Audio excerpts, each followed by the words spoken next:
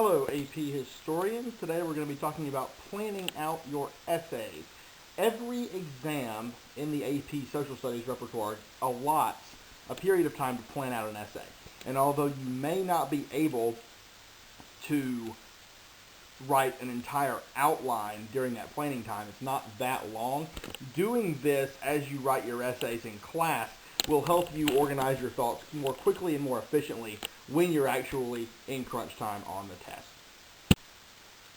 So the things we'll be talking about are how to write effective thesis statements, how to write good topic sentences for your body paragraphs, and generally how to organize your thoughts and your evidence within your essay to make sure you answer the question and can receive a solid score on each essay. So first, a thesis statement. It's first because it's the most important. This should be in the first paragraph. In theory, a thesis statement can go anywhere in an essay, but personally, as an AP reader, I prefer the thesis statement to be at the very beginning. It should actually possibly even be the first statement you have in your essay. If you have a good thesis statement up front, the reader immediately realizes that you can write a good thesis statement and that you know what you're talking about.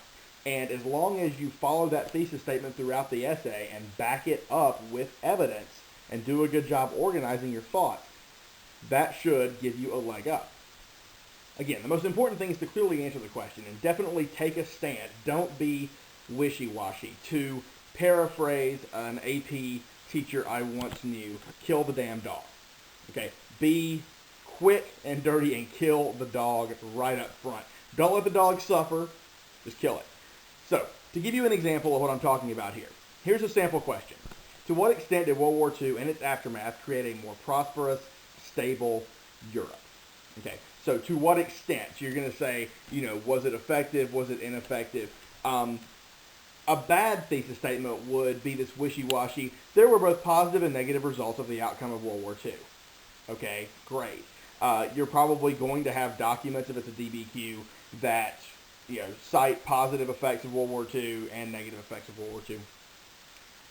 And there's evidence to both sides in terms of the devastation on the negative side and, of course, the positive impact of World War II and that you get rid of the Nazis or whatever.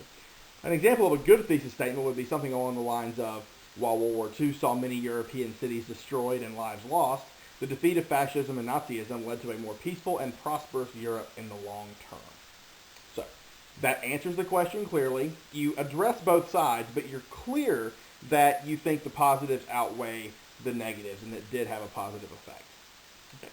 So that just gives you an idea of what a good thesis statement looks like. I don't expect thesis statements early on in the AP process to be fantastic. It's one of those things you have to get better at over time. Practice makes perfect. Topic sentences are important in that it will outline the paragraph, whereas the thesis statement outlines the entire essay. Each body paragraph should include some kind of topic sentence up front that explains what you're going to cover in that 3 to 5 sentence block within the essay. It doesn't have to be incredibly detailed. It is good if it includes a transition from the previous paragraph. If you don't, in some way, shape, or form, connect your paragraphs one to the other and have some kind of transition, the essay comes off as choppy and disjointed. So it's good if you can somehow address the previous paragraph in your topic sentence and make that transition nice and smooth. And we're going to talk about how to do that as we practice essays. Again, you're probably not going to have time to make an outline this detailed in the 5 or 10 or 15 minutes you have to plan your essay before you write it. But here is how we're going to practice organizing essays before we actually start writing them. Your first paragraph is your introduction. You can provide some context. If the question was about World War II, you could talk some about things that happened in the 20s and 30s to give some background leading into the topic of the essay. That shows the reader that you know the chronology, you know the time period, and you know some stuff. You know what you're talking about. Then you're going to write your thesis sentence or statement.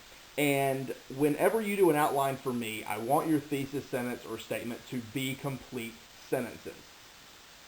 That makes it easier for me to see where you're going, and I can provide better feedback, and it gives you practice writing theses. For each body paragraph, I want you to put the topic sentence up front and make the topic sentence a complete sentence. That way I can see that you're able to organize your thoughts for each paragraph. Below that, you can just bullet point what your evidence in the paragraph is going to be. So using that World War II example from a couple of slides ago, your topic sentence might be something to the effect of, World War II created numerous instances of devastation and lost lives in Europe. That's not a great topic sentence. I'm making that up off the top of my head, but you get the idea. And then you would list bullet points underneath that. Things like, firebombing of Dresden, 50 million lives lost in Europe, et cetera, et cetera. If this is a DBQ that you're working on, you'll want to include what documents back up the points you're making. So if there was a document, for example, about the firebombing of Dresden, you would put document A or document B, whatever. Repeat that for each body paragraph, and then you will want to put some kind of conclusion. The conclusion can look forward past the time frame of your essay. So if the essay is about World War II, if the intro talked about things that happened in the 20s and 30s, the conclusion could address things that maybe happened in the late 40s and the 1950s. Now, when you're writing an essay, the conclusion is the least important thing. Include it if you have time, but if you're running out of time and you have to cut something out of your essay, cut the conclusion. Hope this helps. Be sure to reference this video and come back to it if you need any help composing outlines or want some pointers on organizing your essay if you need any reminders. As always, feel free to ask if you have any questions. Cheers.